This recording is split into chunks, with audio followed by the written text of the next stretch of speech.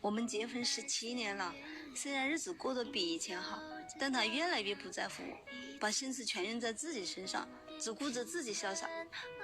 他现在老嫌弃我，我有一些自己喜欢做的事情，他就总拖我后腿，我总觉得我在这个家越来越没地位了。我操持这个家很不容易，很多事情都需要他来帮我分担，可他现在心根本不在这个家，我觉得这个日子真的是过不下去了。我该为这个家付出的我都付出了，我现在跟他就是没法沟通，我也希望过得更和睦，但他就总跟我对着干。掌声有请这一对，有请。刘先生46岁，来自湖南，弱电工程师，有请。朱女士42岁，来自湖南，人事主管，有请朱女士，有请。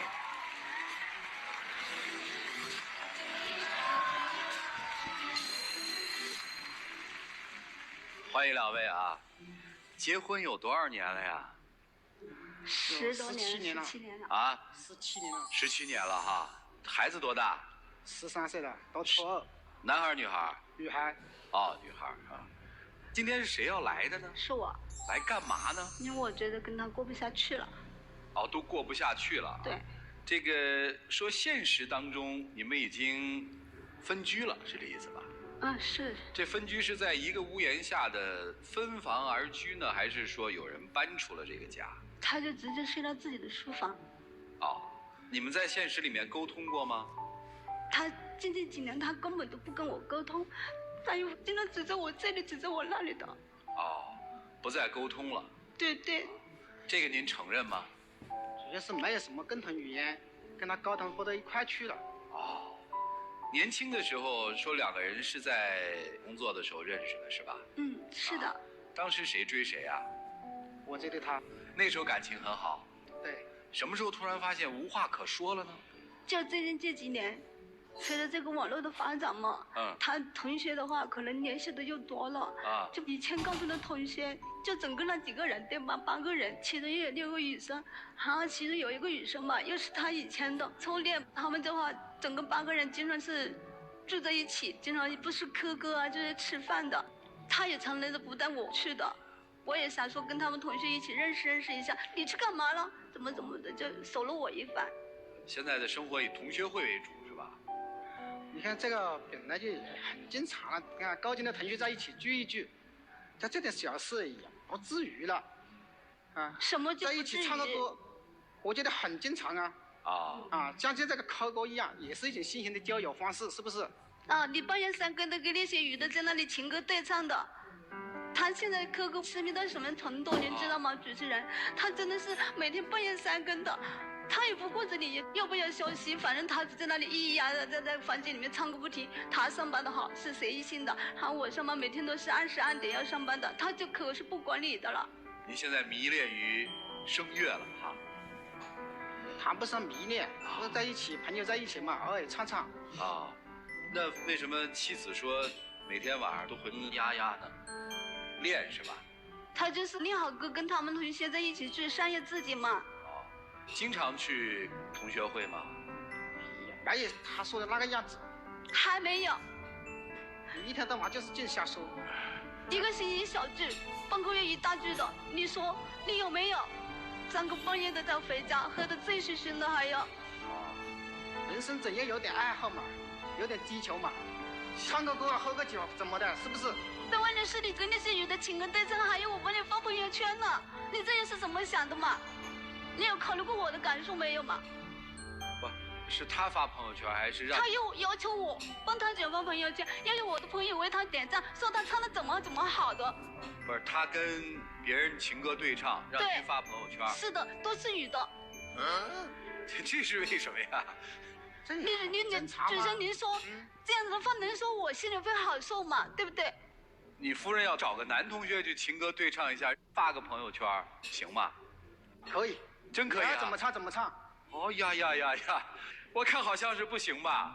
除了这个同学会和 K 歌之外，他现在还有什么其他的爱好吗？他喜欢书法，我不反对他。哦，喜欢书法哈。对对，以前他喜欢书法，我真的不反对。问题现在的话，他动不动就把他那些什么书法班的一些同学请到家里来，请到家里来也没关系。他在家里来吆喝我，你去做这个了，你去做那个了，不给我一点面子的。等于请朋友来。他在家里把家里搞得乱七八糟的。他也不帮你收拾一下家里，他们搞得乱七八糟，拍拍屁股他们就走了。什么事情都由我来收拾，有时候我下班回来晚了，我没有收拾，他就指责，哎，怎么这个也没收拾，那个也没收拾，他就一路来指责我，好像他一点责任都没有，什么责任都推到我身上。是这样吗？我觉得嘛，有个时候朋友到家里来聚聚会，练练书法，写写字，陶冶一下情趣，也是可以的嘛。你一个与人相夫教子，也是正常的嘛。搞一下卫生，搞一下清洁，这是你的本职工作嘛，应该就这样吗？至于吗？每次都是我呀，搞得家里乱七八糟的，要你帮忙打扫一下，你有过吗？好恨的是，经常有那些笔友找到家里来了，连我这个女主人真的是不放在眼里的，他们就直接找到他进他的书房了。你说主人，他们关起门来在里面，我是你妻子呢，你也不知道我的感受没有？主持人是这样的，有些鱼笔友嘛，他要写什么字啊，或者交流一下嘛，交到我家里来，这很正常嘛。怎么就正常了？如果要是这样的话，正常还是个女的呢。那不正常的话，我可以带他到外面去啊，我怎么会带他到家里来呢？就是正常，你不能够关起门在家里吧？这个来朋友很正常。是啊，切磋也很正常。对啊，妻子现在觉得不正常的是把门关起来了，为什么要关起门来呢？这个东西他不懂。什么叫我不懂？不是你要干嘛呀？让人懂。这个写字。文家这方面的需要一个氛围，而他叽叽呀呀的吵个不停。哦呦，您这情操一般人还真追不上啊！就是我跟您说，你说与笔友找到家里来，我是家里的女主人，那个笔友真的也不跟我打声招呼，对吧？你说我是什么感受？真的，我每次看得到那个男的，我就跟他吵，他直接的顾及别人，不顾及我的感受，说什么是他的朋友来找他，特别委屈是吧？对，是的。听说您最近还换了辆新车是吧？因为我在外面应酬比较多，朋友面前呢也有点面子。换辆车这也很正常嘛，有这个能力了嘛。但是好像这事儿也没跟妻子商量是吧？我觉得这个车买来就不是我一个人用，你用你可以开啊。他在那家里的什么事情都不跟我商量的，他就是家里的老大，什么事情都是他说了算。他现在想放弃就放弃，大事也不跟我商量，小事情也不跟我商量。对，我之所以问车这件事儿，是因为你们结婚10几年了嘛。对。我想知道你们过去家里面这个财务是怎么分配，就是谁来管理的？财务分配的话，本身按理来说他那个收入是比我高，但是他只拿1/3留给家里做开支用，其他的钱就是由他自己挥霍。干嘛留那么多呀？2/3都留给自己。你说家里的开支那么大，他真的有想过家里吗？2/3是这样的吗？我这个个人开支肯定有嘛，外面应酬那么大，还小孩子以后为了以后存一点钱嘛。小朋友以后你也在存钱。是啊。是吧？他都是只顾着他自己去潇洒，你看他现在了，真的是。咱平静啊，咱说事儿，你指责也没有用嘛，对不对？家里有大项开支的时候，比如钱不够的时候，他从他2/3里拿钱出来了。那还是有事拿的。家里面的大开支都有哪些呀？孩子的学费了，对吧？主要就是小孩子的排风费、培训，对，课费、学杂费。现在当好了，他把小孩就送到学校去了。小孩子那么小，他就把他放到学校，让他自己在学校里生活。就住宿学校是吧？对，是的。在这个教育问题方面嘛，他跟我的观点是完全不一致的。他呢就把小孩子呢要想变得更优秀一点，使劲的小孩子逼。我有错吗？学个不停。我也想让小孩更优秀一点，不要像我一样受你的压迫，想让他以后生活的更好一点，自己自强一点点。既然这个样子的话，我就把他送到好一点的学校嘛，就是私立学校，就记熟，提高小孩子的自理能力还是有帮助的嘛。您不同意把孩子送走是吧？我肯定不同意，因为孩子毕竟这么小，是吧？这送走有多久了？从1就开始就送过去了。这个从什么时候？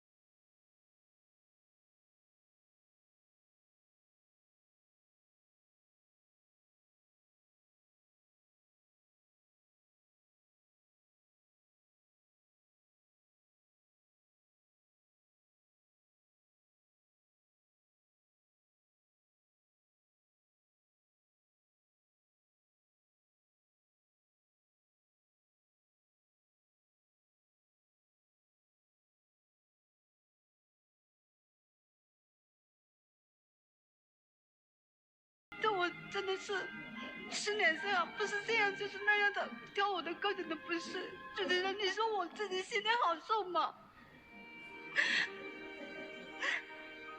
我也不想这样的嘛。你现在算忍无可忍了，是吧？对，是的。那你能坚定的迈出那一步吗？有点做不到。做不到，所以今天来看起来是很厉害的兴师问罪啊。但是我们把它翻译过来，基本算是哀求啊，希望他能回头，是吧？我也过得很饿呢。啊？你看他到我房间没收拾下房间，就要把手机翻看了，老是对我一点信任都没有。你以前不是这个样子的呀。你以前有什么事情，你跟我说，老婆，你看谁要跟我来信息了怎么样的？现在我看见你的手机怎么了？你没做什么事，你没有说什么对不起我的事情，你为什么不可以看？你不要老是提以前的事情好吗？怎么不可以提以前呢？你老是活在过去干什么呢？您还想过下去？您给个痛快话嘛！能过就过。哦，能过就过。那您觉得还能过吗？如果他要是再这样继续下去的话，一点信任都没有的话，这过下去又有什么意思？我们在一起的话，风风雨雨经历了10几年了。哦。真的是白手起家到现在。他现在倒好，说了有一些同学了，有些笔友了，把我这个妻子真的是晾在家里，根本不顾及我的感受。我真的心里好痛。不是您这心里痛，他只能痛啊，咱得想办法，让他怎么不痛。我也想办法了，我想。你想的办法是什么办法呢？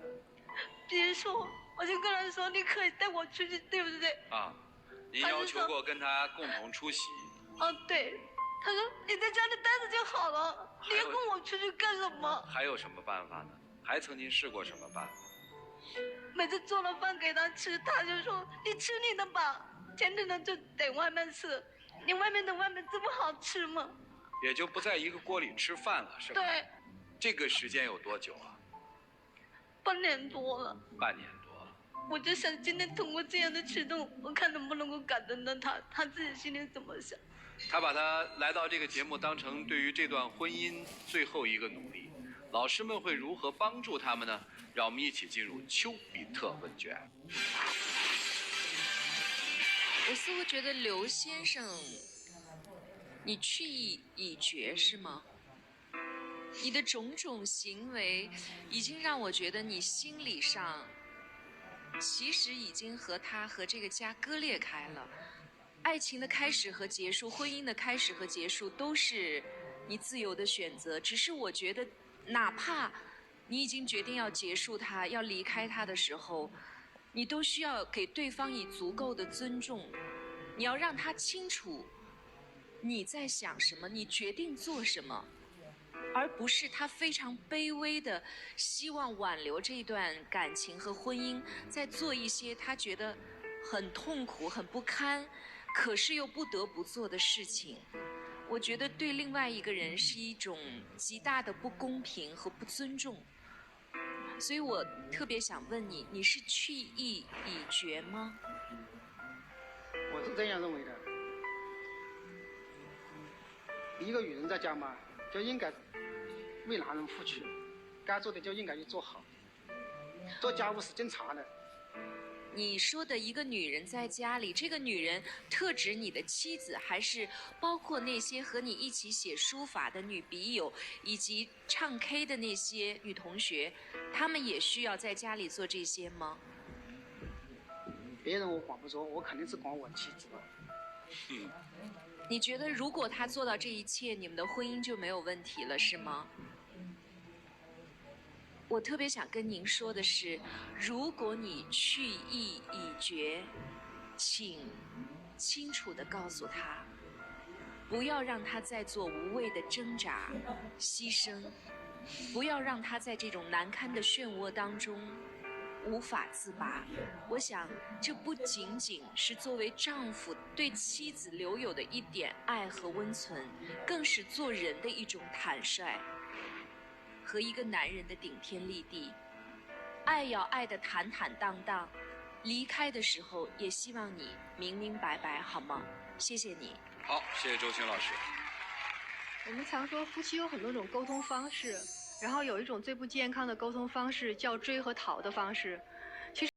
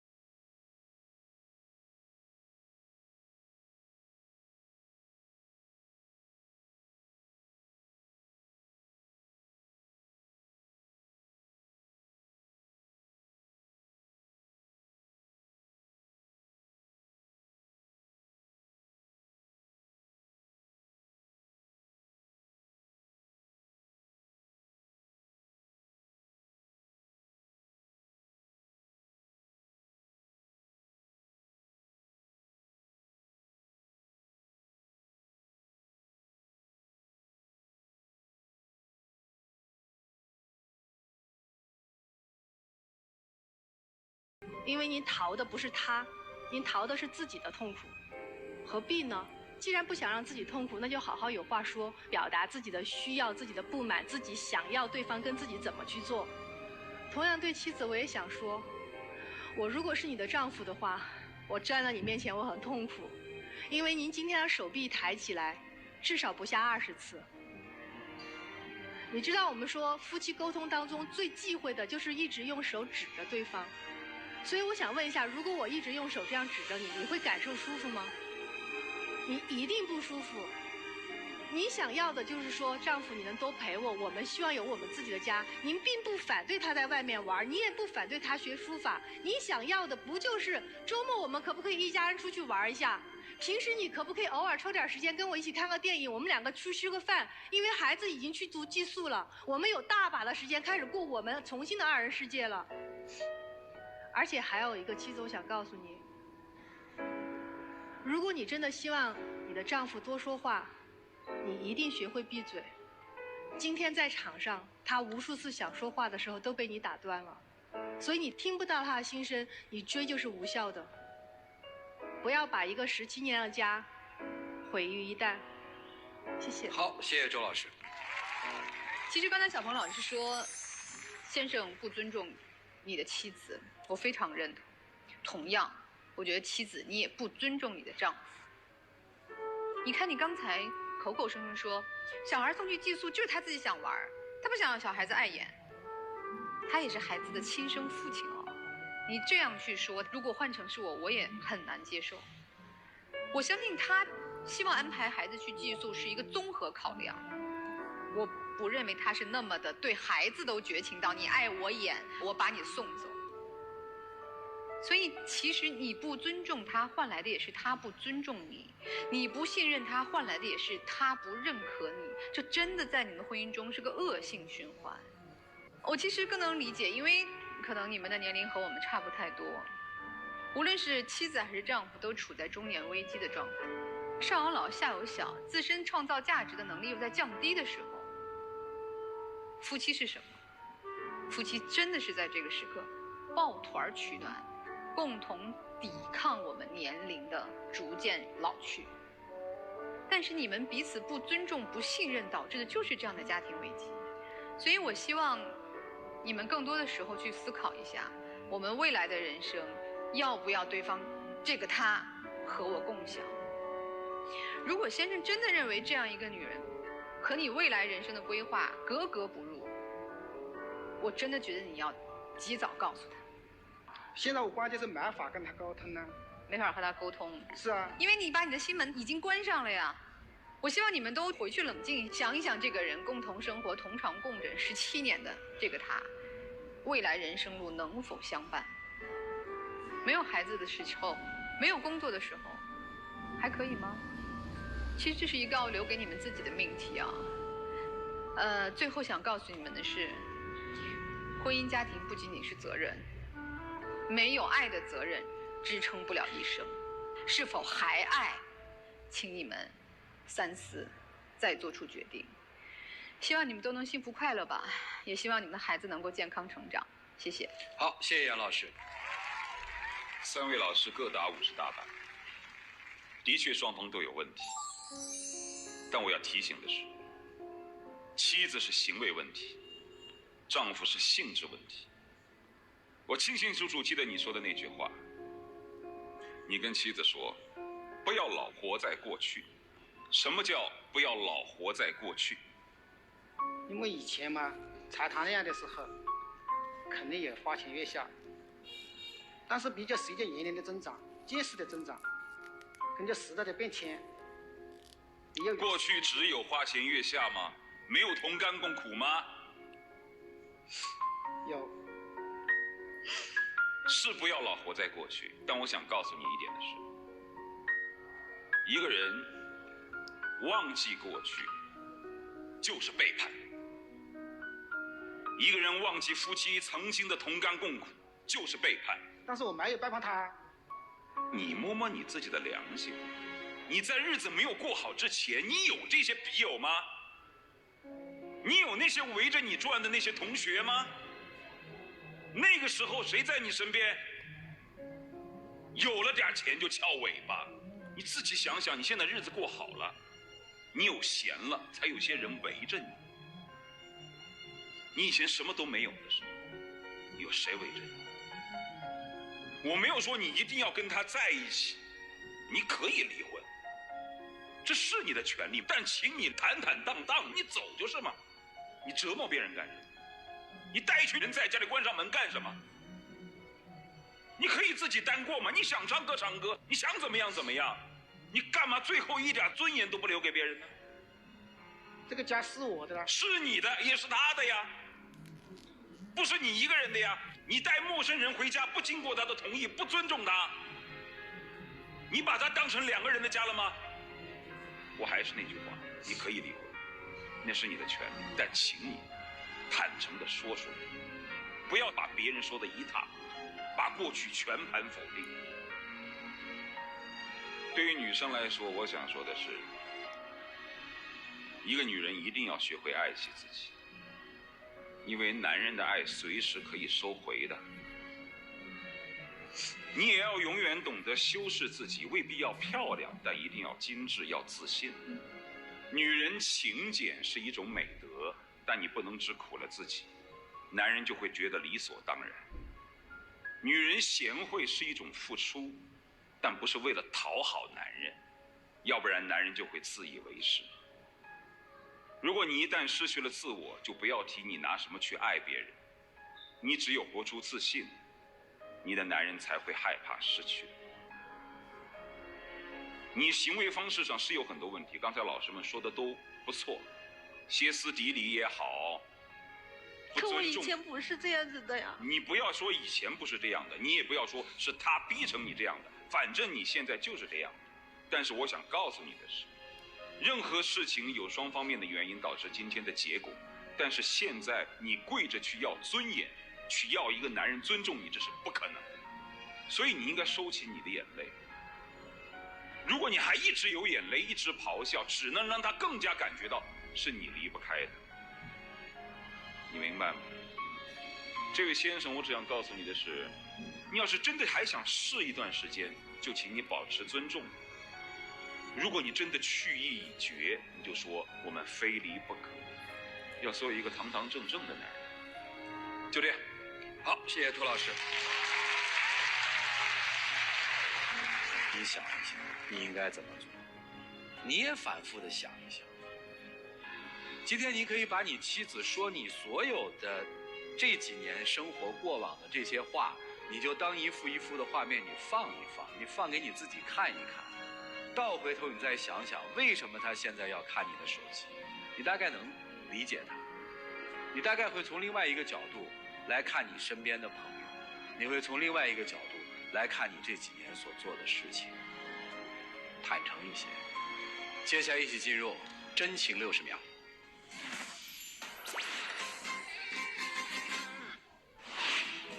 我们在一起疯疯。我之所以说他最后特别有力量，他沉得住了，能听了，能看了。我听你说些什么，我看你怎么表演的时候，你下一步才知道我应该怎么去决策。所以我还是希望他们能够慎重，好吧？让我们来看看这对夫妻的选择是怎样的。